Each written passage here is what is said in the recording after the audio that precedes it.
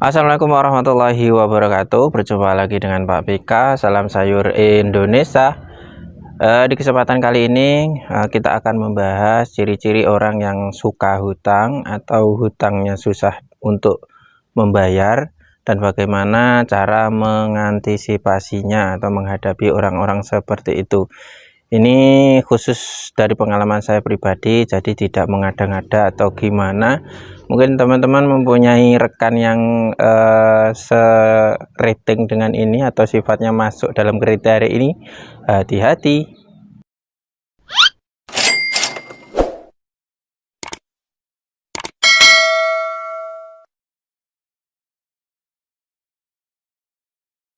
Salah satunya yang sering saya dapati dari beberapa rekan saya, mereka adalah sama-sama pedagang. Jadi teman-teman saya itu yang banyak sekali hutang ke saya itu adalah malah sama-sama pedagang. Salah satu trik mereka yang sering dipakai yaitu yang pertama, mereka sering mengambil dagangannya secara spontan atau dagangan kita secara spontan, kemudian dijanjikan dibayar setelah barangnya dijual. Misalnya seperti ini, saya malam kan belanja dia nggak pesen, kemudian pagi barang saya taruh di pasar, saya tata di pasar, dia mendekat kemudian tanya harganya berapa. Biasanya orang-orang seperti ini suka nawarnya kebangetan, maksudnya tidak memperhitungkan apakah saya labanya saya di mana, nggak peduli, yang penting dia nawar misal 5.000, saya jualnya ke dia kan 5.000, secara otomatis kan dari sana kemungkinan antara 4.000 sampai 4,5, kan saya cuma ambil sedikit karena juga kasih stand untuk labanya dia, tapi dia nggak peduli. Biasanya meskipun saya kasih 5.000 dia tawar 4.000, seperti itu biasanya. Kemudian jika harga sudah deal, dia nggak bayar, dia langsung bawa yang sekira dia butuhkan. Misal kacang ya, kacang dia ambil 4 atau 3, itu dibawa dulu, kemudian nanti dijual oleh dia, saya pun juga jual sisanya. Setelah dijual biasanya kalau laku biasanya dibayar cash. Jadi kayak ngedol nisik, dia secara otomatis gratis tanpa modal sudah dapat keuntungan dari menjual barang saya. Tapi jika barangnya itu nggak habis, biasanya yang dia lakukan yang pertama akan menunda pembayaran dengan cara biasanya tiba-tiba dia hilang, nggak ke lapakmu, jadi nggak kembali ke lapakmu, jadi dia tiba-tiba pergi atau pulang karena barangnya itu sisa. Kalau nggak gitu, ketika ditagih setelah jualan itu dia akan jawab seperti ini, belawang barangnya juga masih, saya bayar dulu yang laku saja. Jadi misalnya harga 5.000 diambil 5, kan 25 harusnya, kemudian yang laku cuma 2, dia akan membayar cuma 10.000.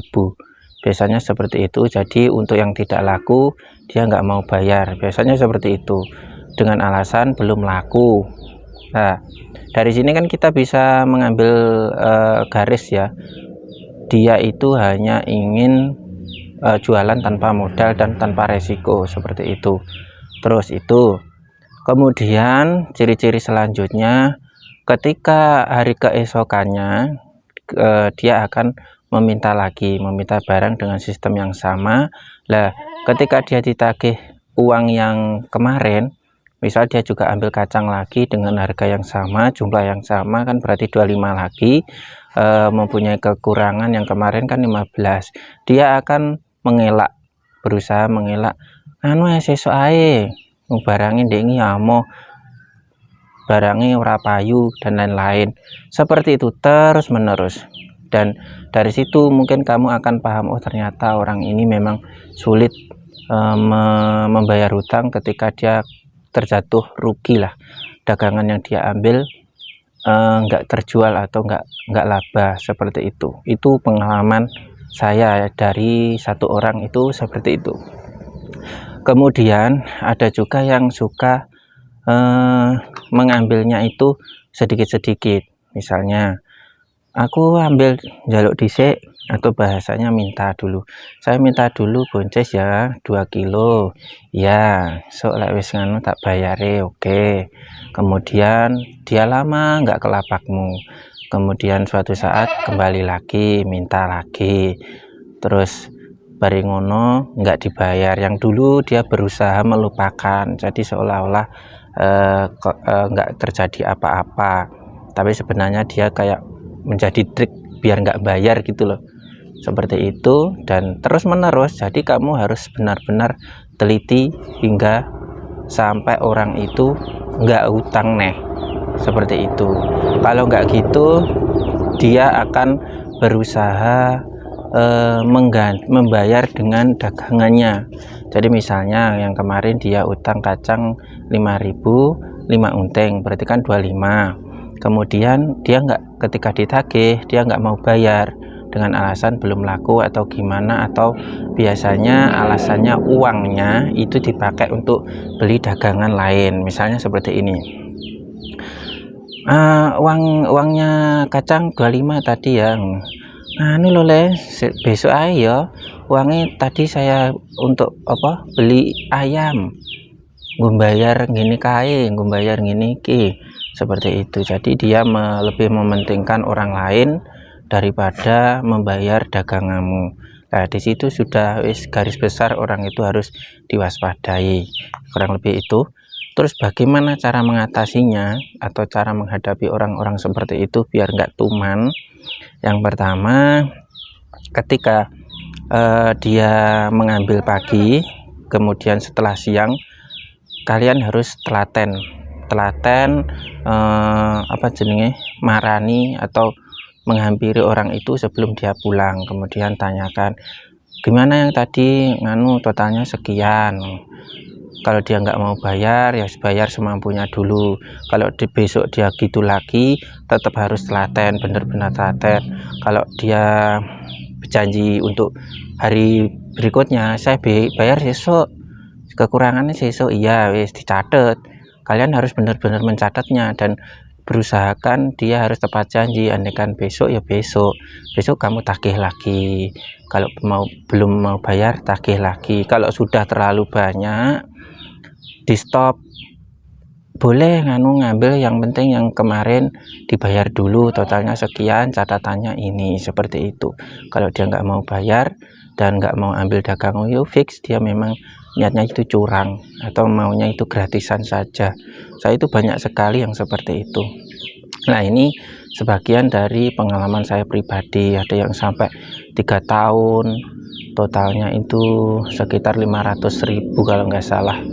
Itu kalau diminta itu alasan untuk bayar bank, untuk bayar dagangannya ini, dagangannya itu.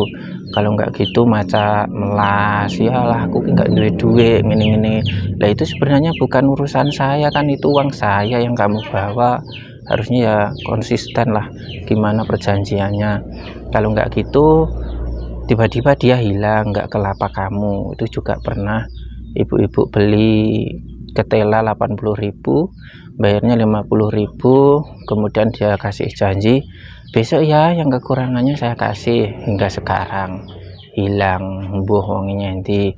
Kalau nggak gitu sama-sama pedagangnya ambil wortel sama bonces, totalnya 50.000, hingga sekarang juga nggak dibayar, padahal tiap hari juga ketemu. Tapi ya secara sosial dia malah kayak piye ngono karo aku, kayak sungkan-sungkan gimana gitu.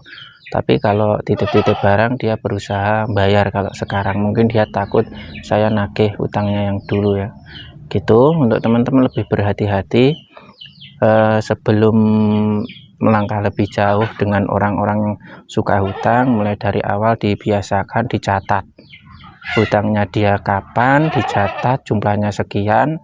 Andaikan dia melontarkan janji saya bayar besok, ya besok ditagih, biar dia itu mempunyai rasa takut bahwasanya kamu itu tegas dan tepat janji. Dia pun akan sungkan untuk hutang ke kamu. Yang susah itu hutang yang mana yang hutang itu adalah saudara dekat kita. arepe nagih kok ya dulure dhewe, enggak ditagih kok ya butuh duit, dijarne kok ora dibayar-bayar. Kadang manek-manekne nagih malah disatru. Ya ngono kuwi.